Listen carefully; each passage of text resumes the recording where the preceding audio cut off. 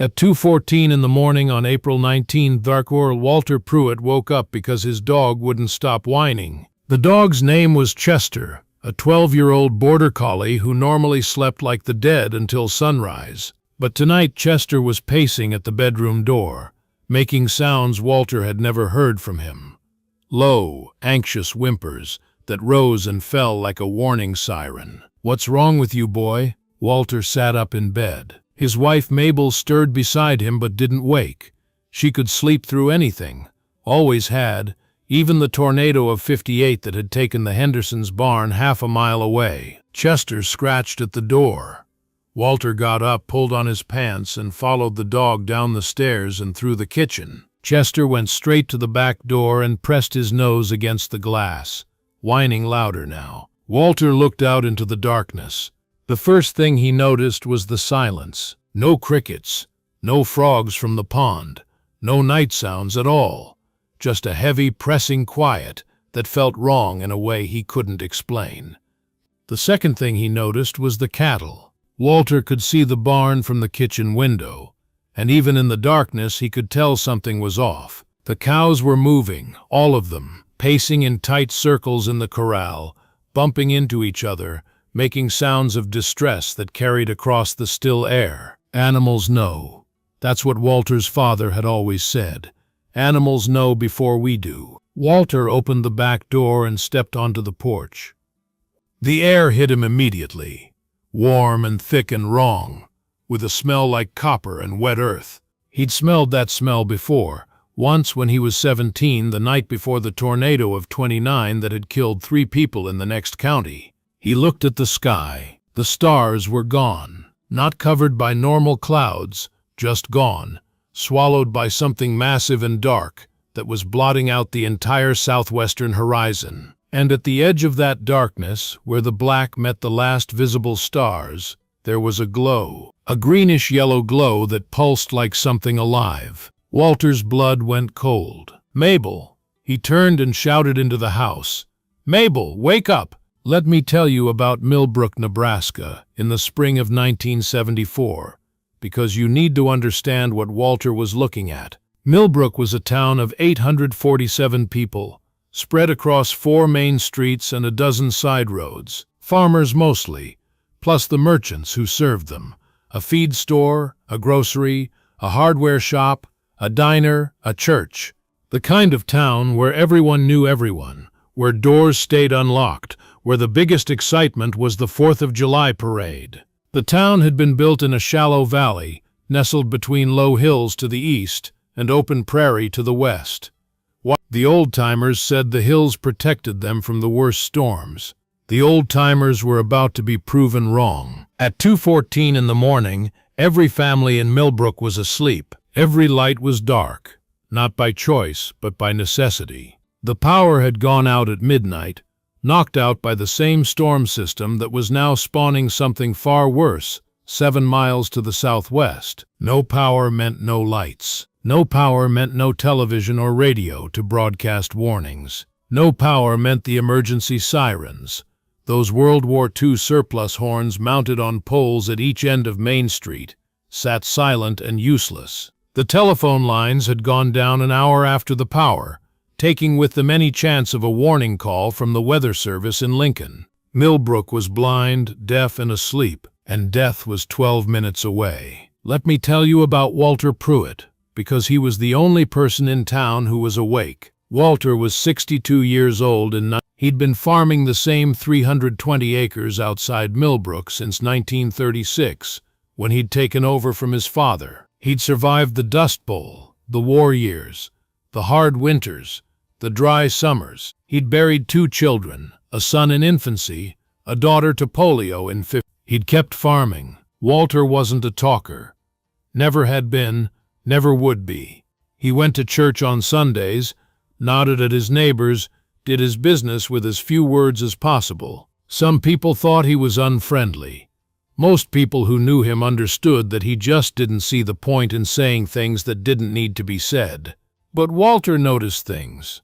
He watched the sky the way other men watched football. He knew what different clouds meant, what the wind patterns signaled, what the barometric pressure was doing without needing a gauge to tell him. 40 years of farming had taught him to read the air itself, and right now, the air was telling him something terrible. "Mabel, get to the cellar, now." His wife appeared in the kitchen doorway, pulling on a robe, her face confused with sleep. "Walter, what?" "What?" "Tornado coming, southwest. Big one." Mabel's face went pale.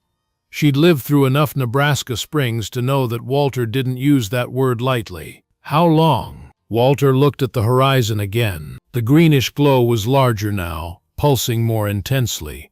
He could feel the pressure dropping, could feel it in his ears like descending in an airplane. 15 minutes, maybe less. "I'll get to the cellar." "Good. Stay there until I come get you." Mabel started toward the cellar door, then stopped. "Where are you going?" Walter was already pulling on his boots. "Town," he said.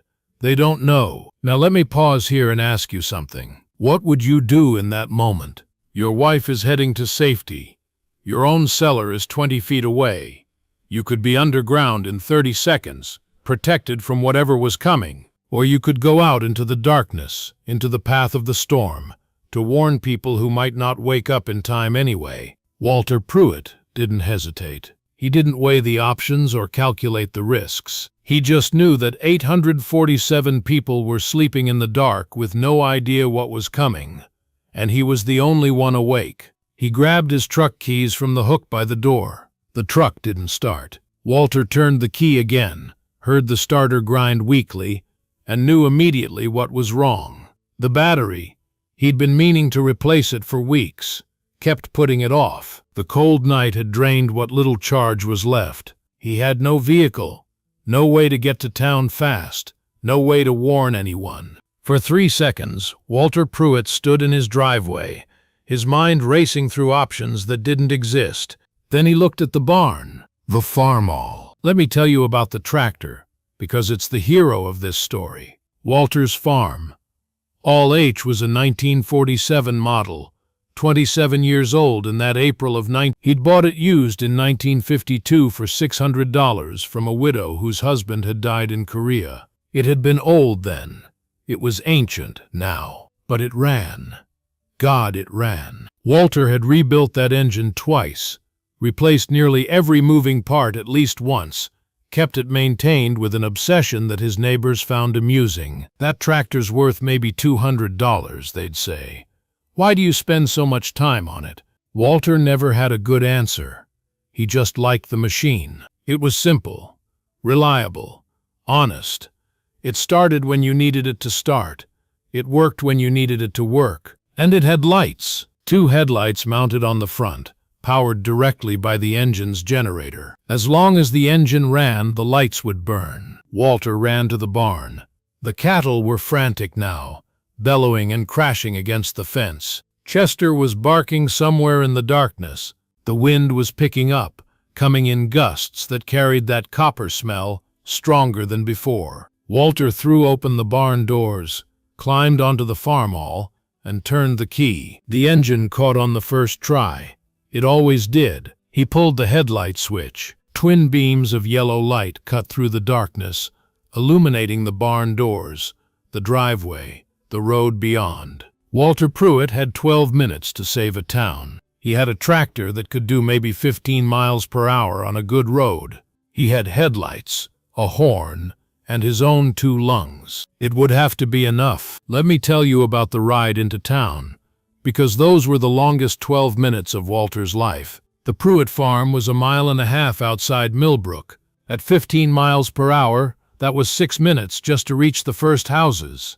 6 minutes of the 12 he had left. Walter pushed the throttle as far as it would go. The old farmall roared down the gravel road, its headlights bouncing wildly as the wheels hit ruts and potholes.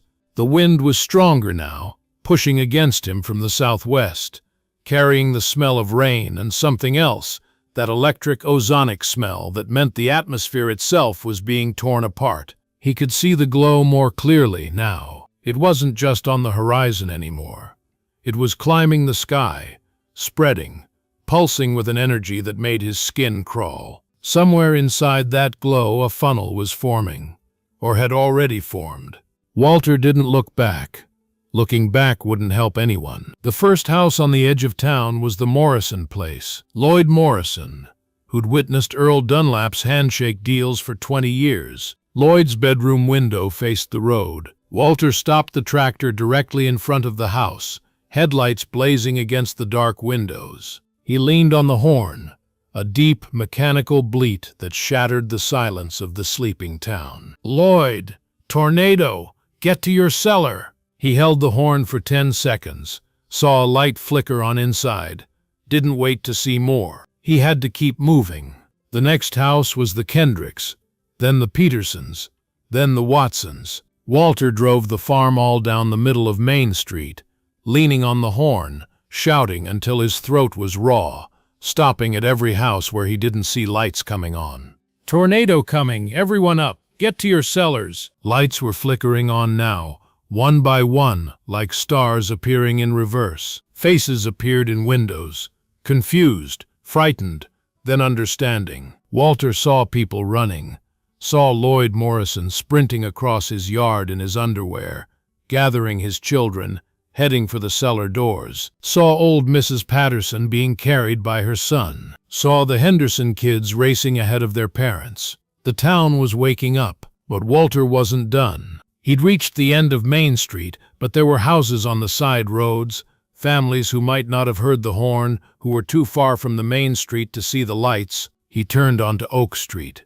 3 houses, horn blaring, lights blazing, voice screaming into the wind. Then Elm Street. 4 houses, the Garcias, the Thatchers, the Millers, the old Johansson place. Then back to Main Street, checking for any houses still dark. The Wilsons' house. No lights. Walter stopped the tractor, climbed down, ran to the door, pounded with both fists. "E.D. Martha. Tornado. You have to get up." Nothing.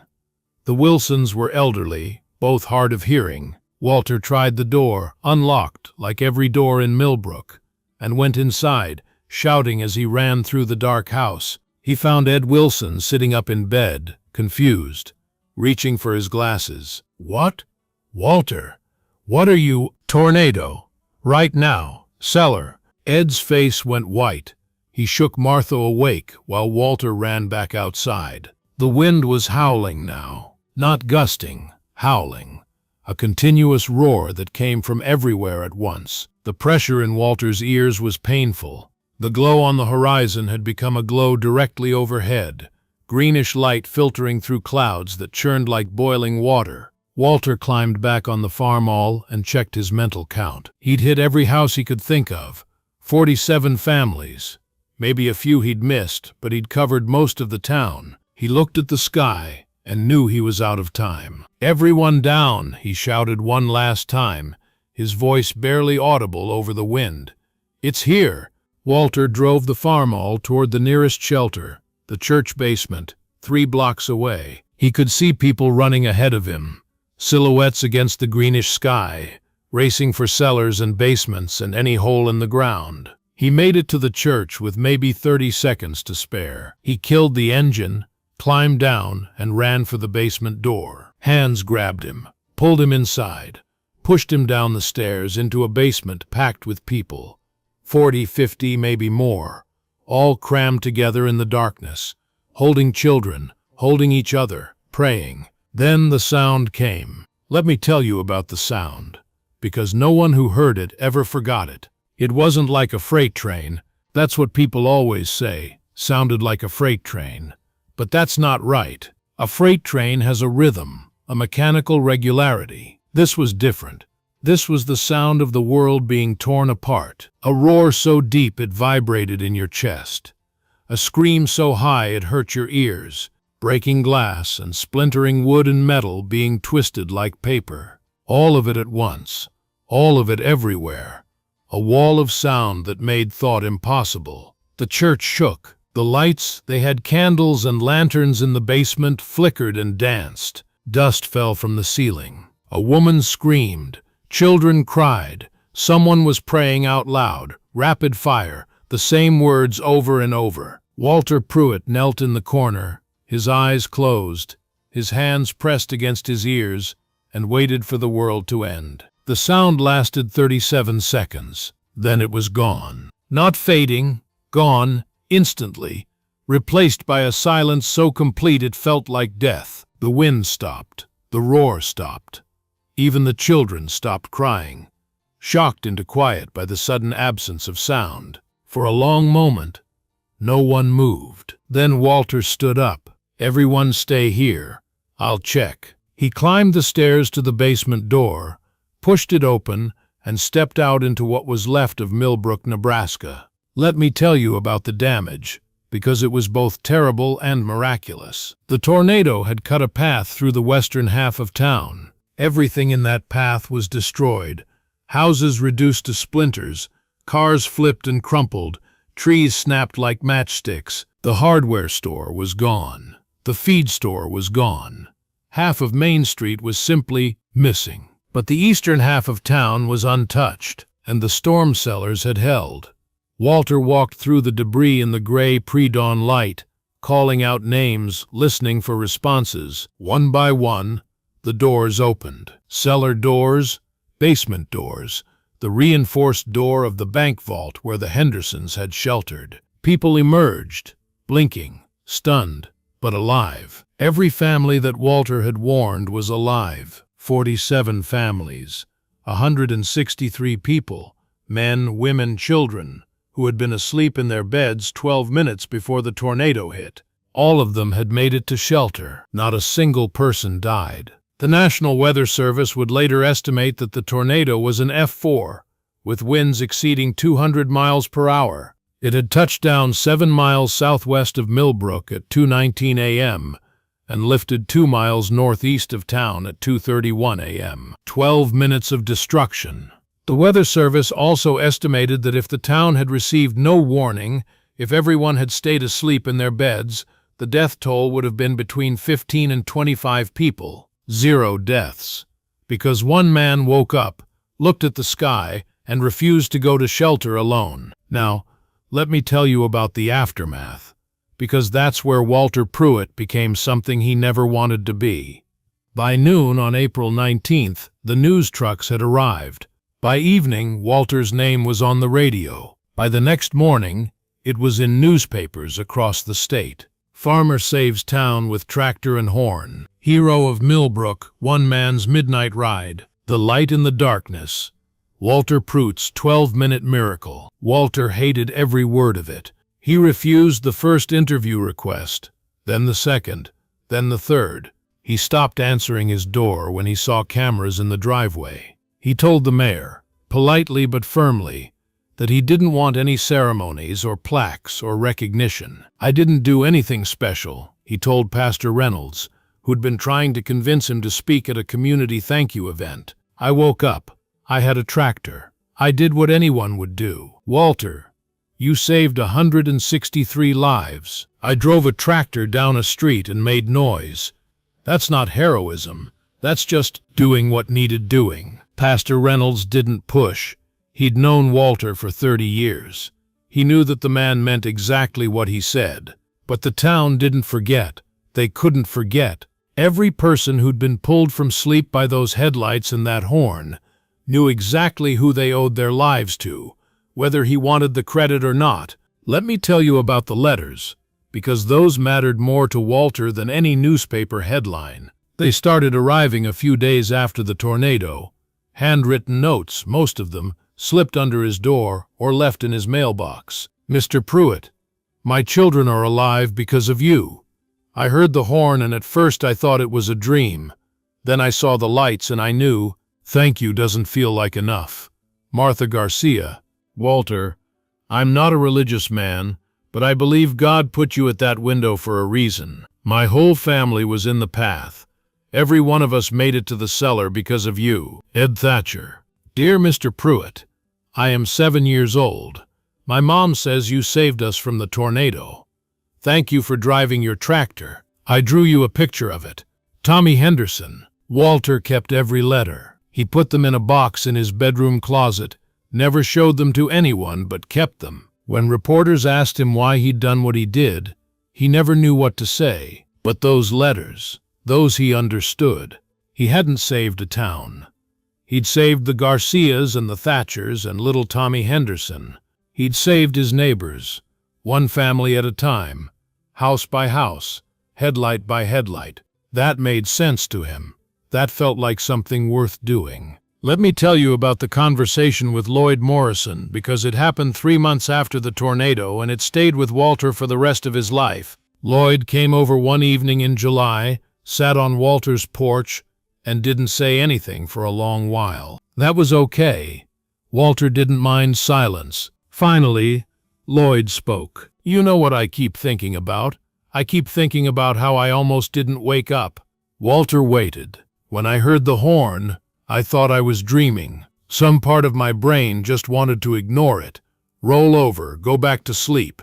It took the second blast, the long one you held for 10 seconds. That's what finally got through to me. Good thing I held it then. Good thing." Lloyd was quiet again. "But here's what I keep thinking. What if you hadn't been awake? What if Chester hadn't woken you up? What if your truck had started and you'd just driven yourself to safety? What ifs don't help anyone, Lloyd. I know, but I think about them anyway." Lloyd looked at Walter in the evening light. "I've known you 30 years, Walter. You're the quietest man I've ever met. You never say more than you have to. You never ask for attention or credit or thanks. But that night you made more noise than I've ever heard anyone make. You drove through town screaming at the top of your lungs. For us." Walter was uncomfortable. He shifted in his chair, looked away. "That's what I keep thinking about," Lloyd continued. "The quietest man I know, making all that noise, because the noise was what we needed, because you knew we needed to hear it. I just did what made sense." "No, Walter, you did what needed to be done, whether it made sense for you or not. That's different. That's—" Lloyd searched for the word. "That's sacrifice." Walter didn't answer. He didn't know how to answer. He'd never thought of it as sacrifice. He'd just thought of Martha Garcia's kids, asleep in their beds. He'd thought of the Henderson family, who'd lost their barn in '58 and couldn't afford to lose anything else. He'd thought of his neighbors, who would do the same for him. "I should get home," Lloyd said, standing up. "Margie's got supper waiting. Give her my best." Lloyd walked to the edge of the porch, then turned back. "One more thing, Walter. I never asked, why didn't you just drive to safety? Your cellar was right there. Why didn't you just go underground and let the storm pass?" Walter thought about it. He'd never really put it into words before. "Because I was awake," he finally said. "And they weren't. Let me tell you about the tractor, because it survived too." The farm all-H had been parked on the street when Walter ran into the church basement. It was directly in the tornado's path, or close enough that it should have been destroyed. When Walter found it the next morning, it had been flipped onto its side by the winds, pushed 30 feet from where he'd left it, and buried under debris from the hardware store. But it wasn't destroyed. Walter spent 2 days digging it out, another week repairing the damage, a cracked oil pan, a bent steering column, a shattered headlight. The engine itself was untouched. "That tractor's got 9 lives, Lloyd said, watching Walter work on it. "Just the one," Walter said, "but it's a good one." He replaced both headlights with new ones, the brightest he could find. The old ones had saved 163 lives, but they were shattered now, their job done. The tractor ran for another 11 years after that night. Walter finally retired it in 1985. When he was 73 and his son had taken over most of the farming. He parked it in the barn and covered it with a tarp, but he didn't sell it. Couldn't sell it. "That's not just a tractor," he told his son Thomas. Thomas understood. He'd been 15 in 1974, had been in that church basement with his father, had seen the way people looked at Walter in the weeks and months that followed.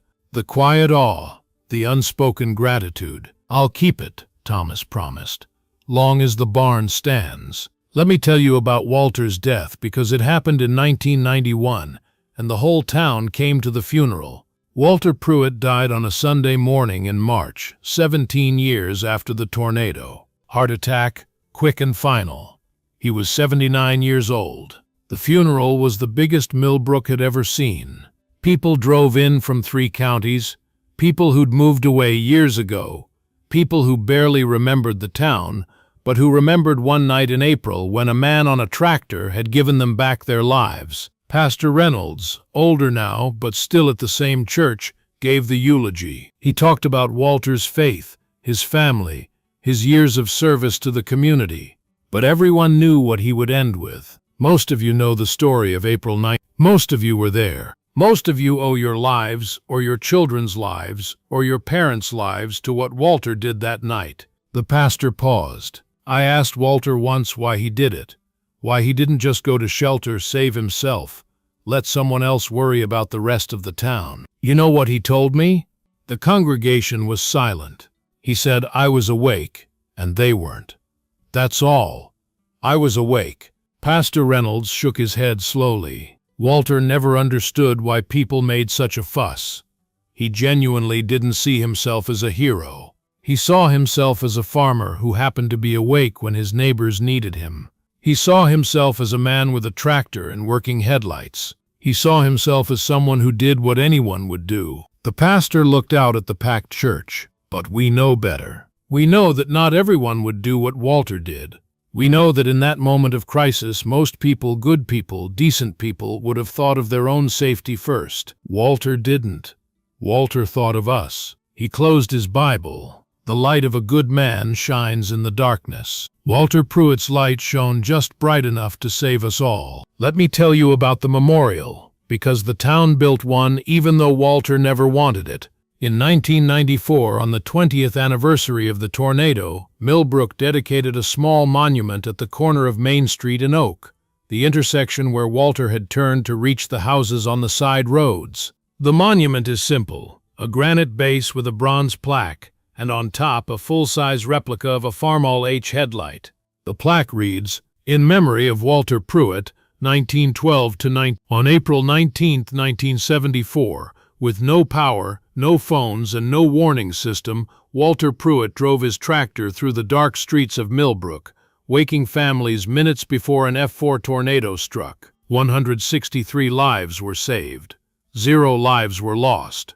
I was awake, and they weren't. Walter Pruitt. Every year on April 19th, people gather at the monument. Some are survivors from that night, older now, their children grown. Some are children and grandchildren who only know the story secondhand. Some are strangers who heard about Millbrook and wanted to see the place where one man made such a difference. They don't make speeches.